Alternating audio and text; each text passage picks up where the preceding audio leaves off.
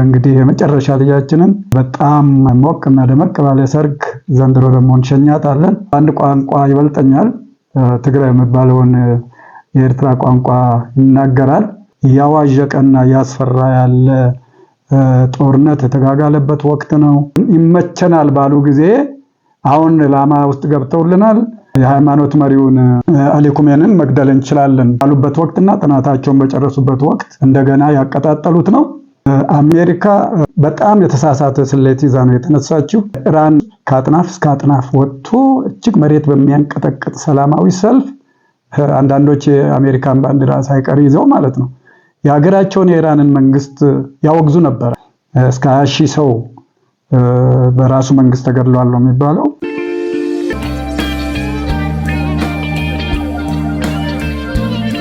ጤና ይስጥልን የመዘክር ሚዲያ ተከታታዮችና አድማጮች እንደምን አላችሁ? ይህ መዘክር ሚዲያ ነው። መዘክር ሚዲያ ከጠፋች ረጅም ጊዜ ሆኗታል። እንደ ብቅ እንልና ደግሞ በመሃል እንጠፋለን። ተከታታዮቻችን ብዙ ቅር እንደምላችሁ አውቃለሁ፣ ግን ምንም አልሆንም። አሁንም ቢሆን ላረጋግጥላችሁ የምወደው ደህና ነን። ቤተሰብ ሰላም ነው። በዙሪያ ያሉ ቤተሰቦቼ በሙሉ ከውድ ባለቤቴ እስከ ውድ ልጆቼ ሁሉም ደህና ናቸው። እንዳውም በጣም ጥሩ ዜናዎች አሉን። እነሆ 3ቱ ልጆቻችንን ድረናል እና ከዓመት በፊት ነው፣ አሁን የካቲት ዓመቱ ሆኗል። 3ኛው ልጃችን ሞን ማሞን ድረናል። እንግዲህ አሁን አንድ ናት የምትቀረን፣ 4 ልጆች ናቸው ያሉን። ሄንዬ ናት፣ ሄናን ማሞ ናት አሁን የምትቀረው። የእሷንም ሰርግ ደግሞ እንዲያሳየን በቅርብ ነው። 1-2 ወር ነው የሚቀረው። የሰማችሁ አላችሁ፣ ያልሰማችሁ እንድትሰሙ። እንግዲህ የመጨረሻ ልጃችንን በጣም ሞቅና ደመቅ ባለ ሰርግ ዘንድሮ ደግሞ እንሸኛታለን። አያቶች ሆነናል። የ3 ልጆች አያቶች ነን። ስለዚህ ለኛ ያደረገልን ፈጣሪ ለሌሎችም እንዲያደርግ የኛን አይነት እድል እንዲገጥማችሁ፣ ያላገባችሁት እንድታገቡ፣ ያልወለዳችሁ እንድትወልዱ፣ ልጆቻችሁን በጥሩ ሁኔታ እንድታሳድጉ እግዚአብሔር እንዲረዳችሁ እንጸልያለን። ስለዚህ እንግዲህ ምኞታችን ነው እና እኛ በጥሩ ሁኔታ ላይ ነው ያለነው ለማለት ፈልጌ ነው። ምንም አልሆንም። በጣም ጤንነታችን የተጠበቀ ነው። ስራችንን እየሰራን ነው። ሌላ ስራ ስለያዘን እንጂ ጊዜ ባለማግኘታችን ካልሆነ በስተቀር እንደምትፈልጉን እንደምትመኙ ይህንን ሚዲያ ለመከታተል በጣም በፍላጎት ተጠብቁ ሰዎች እንዳላችሁ እናውቃለን። በዚህ ምክንያት ነው እንጂ ጤንነታችን የተሟላ ነው። ምንም ነገር የለም። ልጆቻችንም ደህና ናቸው። ወላጆችም ደህና ነን። ባለታሪኳ እናቴ ደግሞ አሁንም በህይወት አለች። ይሄው እንግዲህ ረጅም እድሜ ባላት እናት እና አያት ለልጆቼ አያት እየተመረቅን እየኖርን ነው። ይሄም ደግሞ ትልቅ ነገር ነው። ትልልቆች መመረቅን የመሰለ ነገር የለም። ለዚህም እንደዚህ እንደኛ እናት ኖራ እንድትመርቃችሁ ምኞታችን ነው። እኛ በዚህ በጣም እድለኞች ነን። እንግዲህ በተረፈ ሁሌም መዘክር ሚዲያ የሰላም ሚዲያ ነው። የሰላም ምኞታችን መድረክ ላይ እንዲመተን በፕሮግራም ባናቀርብም ስንተኛም ስንነሳም መንገድ ላይ ስንሄድም ስራ ቦታም ስንሆን ሁሌም ቢሆን በውስጣችን የሚመላለሰው የሰላም ጉዳይ ነው። ሌላ ምኞት የለንም። ሰላምን ነው የምንመኘው። ደም መፋሰስ እንዲቀር፣ ህዝቦች በሰላም እንዲኖሩ፣ በሰላም እንዲንቀሳቀሱ፣ በሰላም እንዲሰሩ ከኢትዮጵያ ሀገራችን ጀምሮ በምስራቅ አፍሪካ በቀጠናችን እንዲሁም ደግሞ በአህጉራችን በአፍሪካ ሰላም እንዲሰፍን በዓለም ውስጥ ስላለን የዓለም ህዝቦች ክፍል ስለሆን የዓለም ህዝቦችም የተሟላ ሰላም አግኝተው እንዲኖሩ ምኞታችን ነው። ሁልጊዜም ለሰላም ዘማሪነታችን ምንጊዜም በህይወት እስካለን ድረስ የዚህ ሚዲያ ልዩ ምኞትና ልዩ መገለጫ ነው። ስለዚህ መዘክር ሚዲያ የሰላም ሚዲያ ነው። ለሰላም ነው የምንዘምረው እንላለን ሁልጊዜም ቢሆን። ከዚህ ውጪ እንግዲህ እንዳልኳችሁ የቤተሰብን ጉዳይ ነግሬያችኋለሁ። ጓደኞቼ ከዚህ በፊት በዚሁ በመዝክር ሚዲያ ላይ መጥተው ሐሳቦቻቸውን የሚገልጹ ከኔ ጋር ደግሞ ረጅም ፕሮግራም በተደጋጋሚ የሰራው ወንድማችን ጥላሁን ከበደ ሰላም ነው። አሁን በቅርብ ከጥሌ ጋር መተን ደግሞ እንደምናስደስታችሁ በጣም እርግጠኛ ነኝ። ጥሌ ያው እንደምታውቁት በአንድ ቋንቋ ይበልጠኛል። ትግራይ የሚባለውን የኤርትራ ቋንቋ ይናገራል እና በጣም ይመሰጣሉ። ኤርትራ ውስጥ ያሉ ብሔረ ትግሬ ይህንን ቋንቋ ሲናገርና ሰላም ሲላቸው በጣም በጣም በጣም ይወዱታል እና የቀረ ልጆች ሁሉም ልባቸው ከጥሌ ጋር እንደሆነና ወዴት ጠፋ እንደምትሉ እንዲመጣ እንደምትፈልጉ አውቃለሁ። በቅርብ ቀን ይመጣል ጥሌ። አብረን ፕሮግራማችንን እንደምናቀርብላችሁ ባለሙሉ ተስፋ ነኝ። እናንተስ እንዴት አላችሁ? የመዘክር ሚዲያ ተከታታዮች ደህና ናችሁ ወይ? በያላችሁበት በአሜሪካ፣ በአውሮፓ፣ በአፍሪካ ውስጥ በሀገራችን በኢትዮጵያ ውስጥ ያላችሁ የት ሄደህ ነው ለምንድን ነው ያቋረጥከው የምትሉኝ ተከታታዮች ብዙ መሆናችሁን ይህንን ፕሮግራም ካቋረጥኩ በኋላ ነው ያወቅኩት። በእውነት በመንገድ ላይ የሚጠይቁኝ ብዙ ናቸው፣ በስልክ የሚጠይቁኝ ብዙ ናቸው፣ ከውጭ የሚጽፉልኝ ብዙ ናቸው። ስለዚህ ይህ ሚዲያ በጣም ተፈላጊ መሆኑን ተወዳጅ መሆኑን ያወቅኩት ፕሮግራሙን ካቋረጥን በኋላ ነውና እነሆ ተመልሰን መጥተናል። እንግዲህ አሁን በዚህ ወቅት ላይ ዋናው ልንመጣ የቻልንበት ምክንያት የተለያዩ ፕሮግራሞችን የምናቀርብም ቢሆን አሁን በጣም ትኩስ የሆነ ዓለምን በጣም ያዋዠቀና ያስፈራ ያለ ጦርነት የተጋጋለበት ወቅት ነው። እኛ ደግሞ ስለ ሰላም ነው የምንዘምረው። ይሄ እንዴት ይታያል? ወዴት ያመራል? ምን ይመስላል? አሰላለፉስ ምን ሊሆን ይችላል?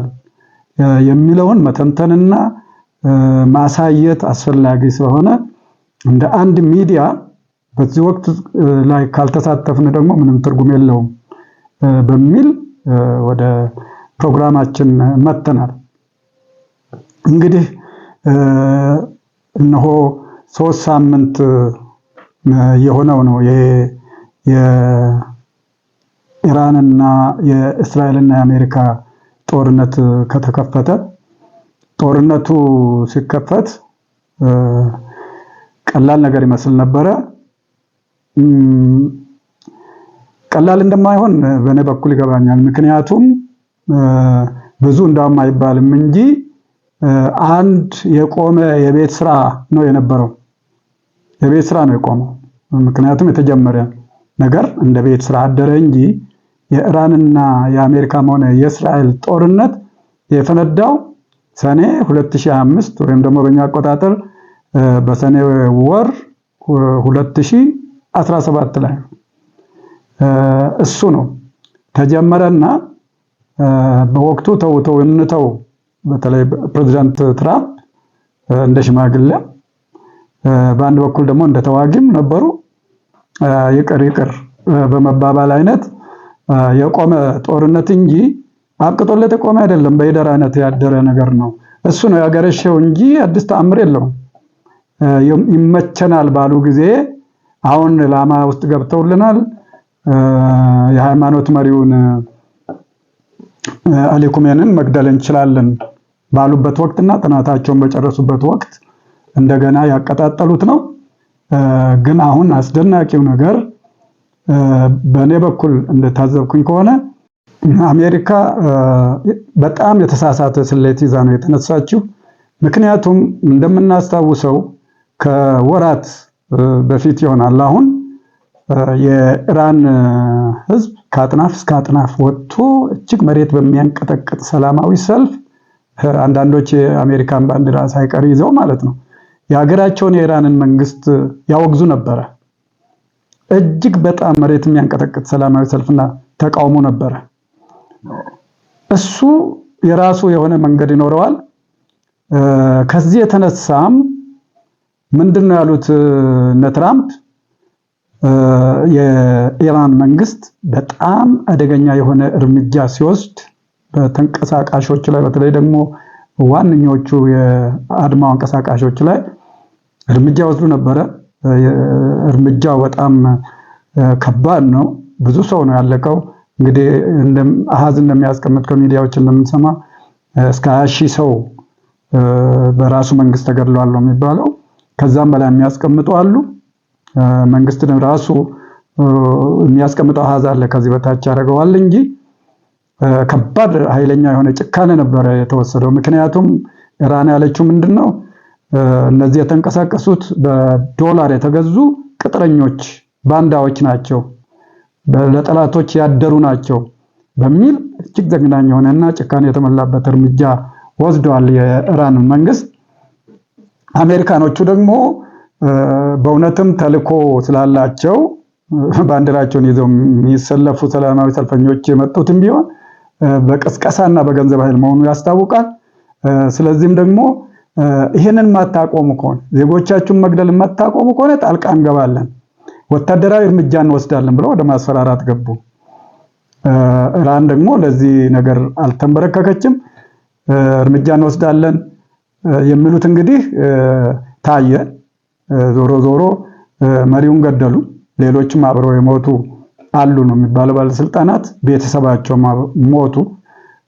ከዛ በኋላ ምንድነው ህልማቸው የነበረው? ፕሬዝዳንት ትራምፕ በኩል ቢሆን የእስራኤሉ ጠቅላይ ሚኒስትርም ቢሆን ስሌታቸው ያ መሬትን ያንቀጠቅጥ የነበረው ተቃውሞ የኢራን ህዝብ ታፍኗልና መሪው ሲገደል በነቂስ ወጥቶ ደግሞ እንደገና ደስታውን ይገልጻል የኢራን ህዝብ ብለው ነበር የገመቱት። ነገር ግን እንዳየነው በተቃራኒ ሆነ። መሪው ሲገደል የኢራን ህዝብ እንደ ንብ ወጥቶ ጎዳናዎቹን ሞልቶ እነዚህን ሁለት ሀገራት መንግስታቱንም ጭምር ማውገዝ ነው የጀመረው። እና ምን ጊዜም ቢሆን ከመንግስታችን ጎን ነን ብሎ መፈክሩን አሰማ። እንደገና በተቃራኒው ነው ጎዳናዎቹን ያጥለቀለቀው ማለት ነው። እንግዲህ የተሳሳተ ስሌት እነሆ እስከዛሬ ድረስ ቀጥሏል። በብዙ ሚዲያዎች በጣም ብዙ ነገር ነው የምንሰማው። እንግዲህ እኔ አሁን ከዚህ በኋላ ለመቀጠል ከሆነ አሁን ምን ላይ ደርሶ ቆመ የሚለውን ትንሽ ማሳየት ይኖርብኛል። እስከ ዛሬው ቀን ድረስ ያለው ጉዳይ አጫጭር ነገሮችን እያደረግን ማለት ነው። በዚህ ጉዞ ውስጥ የተደረገው ውድመቱ ብዙ ነው፣ ድብደባው ብዙ ነው። እንግዲህ እነሱ ያላቸውን ኃይል ለማሳየት ምንም የሚሳሱት ነገር የለም። ኢራን ቀንና ሌሊት ነው የምትቀጠቀጠው። አለ የሚባል ቦምብ ይጣልባታል በሁለት መንግስታት። እነዚህ መንግስታት እስከ ኒውክሌር የታጠቁ መሆናቸውን እናውቃለን። አያላን ናቸው። የተለያየ የጦር አይሮፕላን ያላቸው ናቸው። በዚህ ላይ ደግሞ እጅግ በጣም የኢራንን የአየር መከላከያ በጣም ስላደቀቁት በኢራን በኩል ይህ ነው የሚባል የአይሮፕላኖች የተዋጊ ጄቶች መነሳት ብዙ አይሰማም፣ ወሬው አይሰማም። የኢራን አይሮፕላኖች እንደዚህ አይነት አደጋ ጣሉ የሚል ብዙ አንሰማም። ድሮኖችን ነው የምንሰማው። ድሮኖቹ ብዙ አይነት ናቸው። እንግዲህ ያወቅነው ነገር ምንድነው? ኢራን ድሮኖቿን በርካሽ ዋጋ እንደምትሰራቸው። ለምሳሌ አንድ ድሮን እስከ $20,000፣ አሜሪካውያን ደግሞ የሚተኩሱት የድሮኖቹ መቃወሚያ እስራኤልን ብትሆን እስከ $4 ሚሊዮን ዋጋ ያላቸው ሚሳኤሎቹ፣ መከላከያ ሚሳኤሎቹ ናቸው እነዚህ አየር ላይ የሚያከሽፉ የሚመጡ። እና እንዳው ምንድነው የሚባለው ኢራን በሁለቱም በኩል አትከስርም ነው የሚባለው። ለምሳሌ የሚላከው ድሮን ሄዶ ግቡን ከመታ፣ ታርጌት ከመታ ደብል ድል ነው፣ ድርብ ድል ነው ይባላል።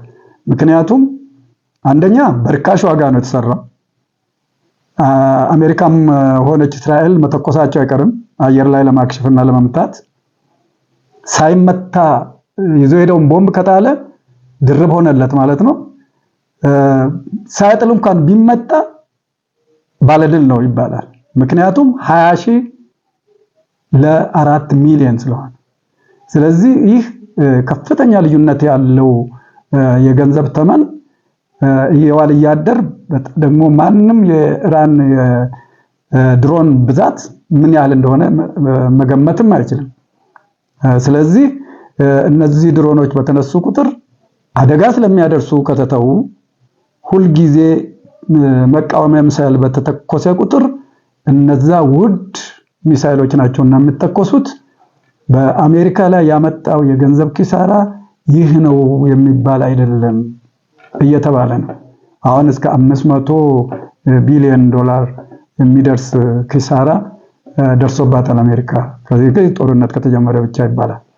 እና በዚህ ላይ ደግሞ ሌላ አሁን በጣም ትልቅ ኪሳራ ነው ተብሎ የሚነገረው እርዱን ብሎ ዶናልድ ትራምፕ የአውሮፓን መንግስታት ጠይቋል፣ ኔቶን ጠይቋል። ሁሉም እስካሁን ድረስ አይሆንም የሚል አይነት መልስ። ምክንያቱም ቅድም መጀመሪያ እንዳልኩኝ ያልተመከረበት በጣም የተሳሳተ ስልትና ግምት ተይዞ የተነሳ ጦርነት ስለሆነ ሌላው ቀርቶ የአሜሪካው ፕሬዝዳንት የራሳቸውን ኮንግረስ እንኳን አላማከሩም። እንዲህ ያለና እንዲህ ልናደርግ ነው አልተባለም። እንደውም መጀመሪያ ላይ የሰማነው ምንድነው ሊገሉህ ነውና እንቅደማቸው ብሎኝ ነው ኔታንያሁ የሚል አይነት ተናግረዋል። እና እንተኩስባቸው ተባለ፣ ተተኮሰባቸው። ሃይማኖት መሪው ተገደሉ፣ ሌሎችም አብረው ተገደሉ። አሁን በቅርብ ጊዜ ውስጥ የጦርነት ያበቃል። ምክንያቱም ዋንኞቹ መሪዎች ተገለዋልና የኢራን ህዝብ ነፃ ይወጣል፣ ወጥቶ ደስታውን ይገልጻል ነበር ያሉት መጀመሪያ ላይ። ይሄ ግን አሁን ህልም እየሆነ መጣ።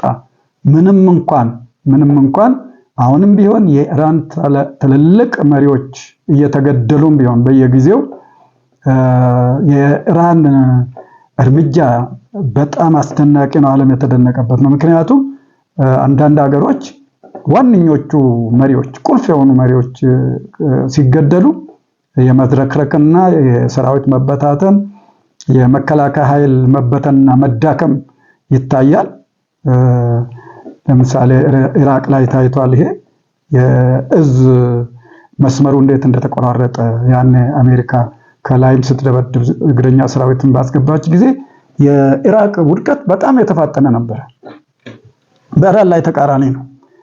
ምክንያቱም እነዚህ በጣም ቁንጮ የሆኑ መሪዎች፣ የጸጥታ ኃላፊዎች፣ የሀገር መሪዎች ሲገደሉ እስካሁን ድረስ ይሄው ድብደባው ቀጥሏል። አሁንም ኢራን ገና ምን አያችሁና ነው የምትለው፣ ኃይሏ አልተዳከመም። እና እንግዲህ አሜሪካ በጣም ካሰበች ውጭ የሆነባት ነገር አለ።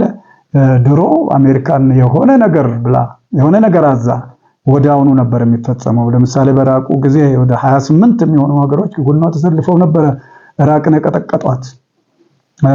የዛ አይነት ነበረ ፕሬዝዳንቱ ጠብቀው የነበረው። ግን ይህ ያልተመከረበት ጦርነት ስለሆነ አስቀድመን ያልተዘጋጀንበትን ጦርነት መዋጋት አንፈልግም ብለው ሁሉም እንደሰማ ነው እንግዲህ ሰሞኑን በጣም ሲነገር ከርሟል። ጀርመንም፣ እንግሊዝም፣ ፈረንሳይም ሌሎችም ለዚህ ጉዳይ ዝግጁ ሆነው አልመጡም፣ ፊት ነስተዋል። ኔቶ ማለት እንግዲህ ሰሜን አትላንቲካዊ ቃል ኪዳን የሚባል ወታደራዊ ቃል ኪዳን ራሱ እዚህ ውስጥ እስካሁን ድረስ አልገባም። ምክንያቱም አብዛኛዎቹ የኔቶ አባላት የአውሮፓ ሀገራት ስለሆኑ እንግዲህ አሁን ፕሬዝዳንት ትራምፕ የቆጫቸውም ብዙ ነገር መናገር ጀምረዋል። በጣም ብዙ ትሪሊየን ገንዘብ ለኔቶ አውጥታለች አሜሪካ ብለው እየተናገሩ ነው። ይህ ከንቱ ነው፣ ምንም ነገር የፈየደን ነገር የለም። ስለዚህ አሜሪካን ከኔቶ መውጣት ይኖርባታል ወደሚል መጥተዋል። አሁን ሰሞኑ እንግዲህ ሁለቱ ሀገራት እንደጀመሩ አሁንም ድብደባውን ያካሄዱ ነው። ሁለት ሀገር እነዚህ ኃያላን መንግስታት ለአንዲት ኢራን ቀላል አይደሉም። ለተመናገር ከሆነ አሉ የሚባሉ ናቸው። እስራኤልን እናውቃለን።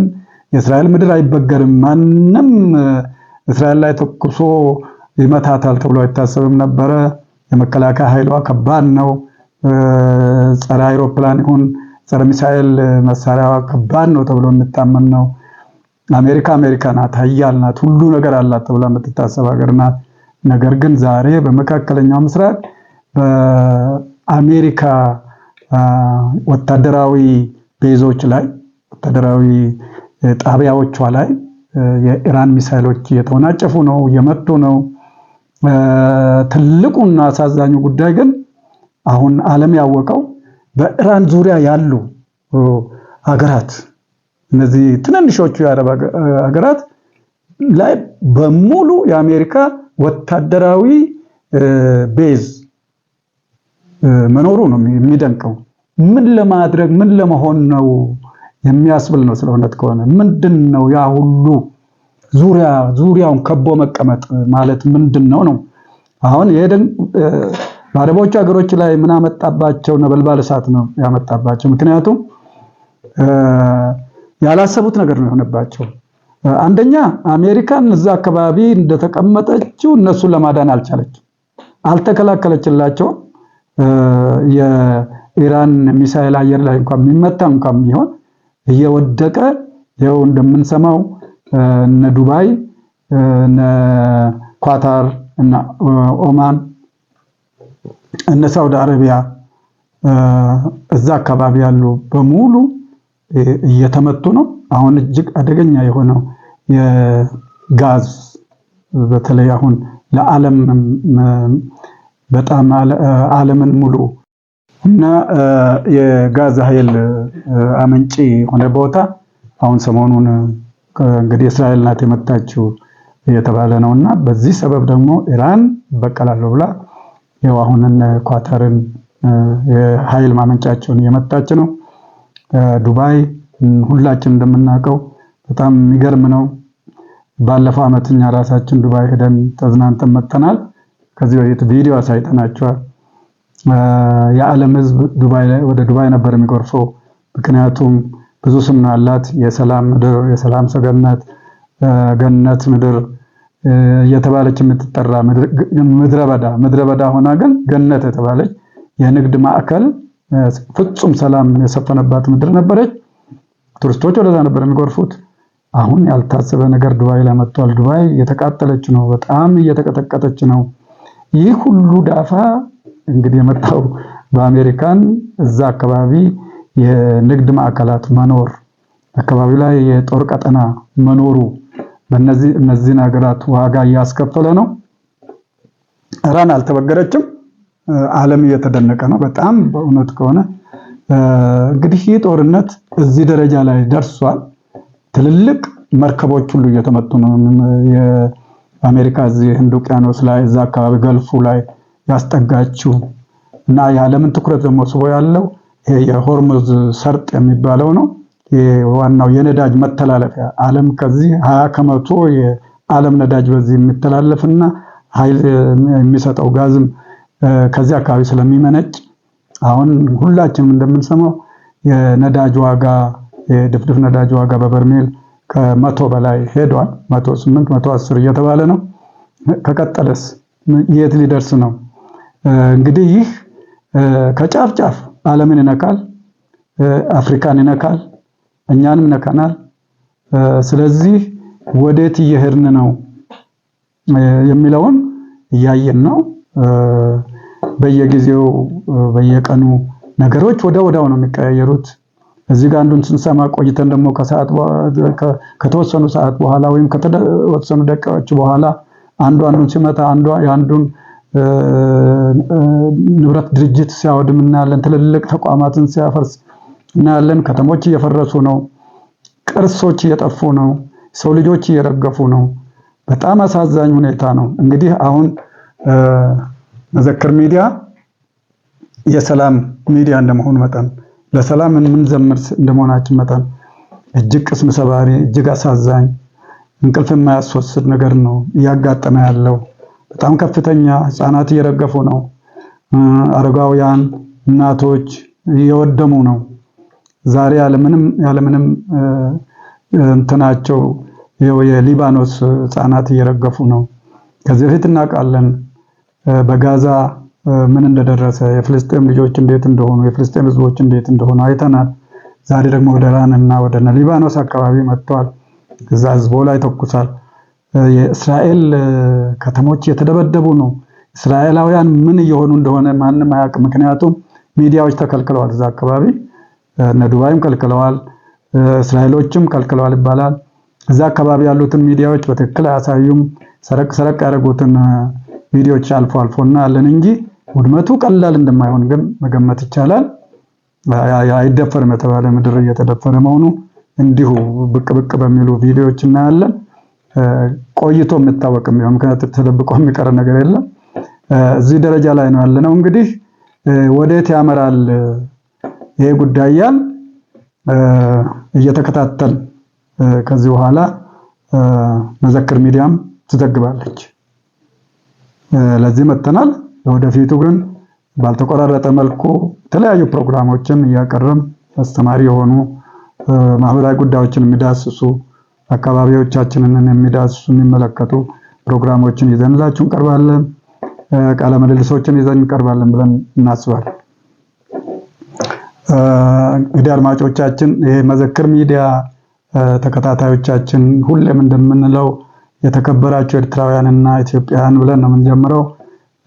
ዝኸበርኩም ኤርትራውያን ኢትዮጵያውያን ከመለኹም መዘክር ሚዲያ መጽያላ ተመሊሳ ከፊና ነርና ደሃኒና ከምትንጠዩ ዛ መደብ ክትከታተሉ ጣም ድሌት ከምዘለኹም ንፈልጥና ምንም አይኾድና ደሃኒና ፀገም አይጓነፈናን ደቅና ጽባው አለው በአልት ቤት ህይወት ተስፋ ጽባው አላ አዴውን አላ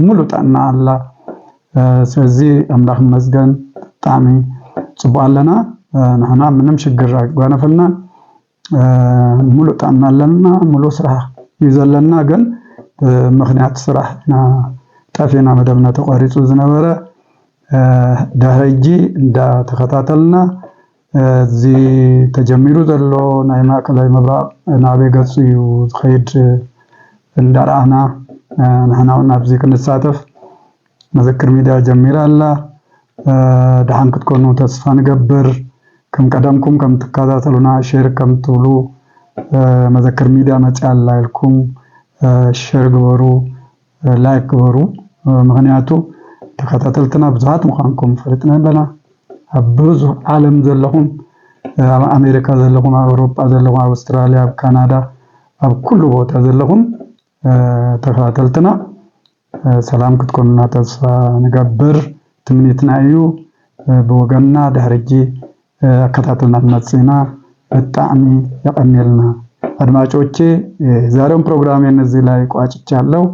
በሚቀጥለው ጊዜ ግን ያለውን ሁኔታ እየተከታተልኩ ማቀርብላችሁ መሆኑን ገልጽላችኋለሁ። ኢትዮጵያና ኤርትራ በሰላም ይኖራሉ። ቻው።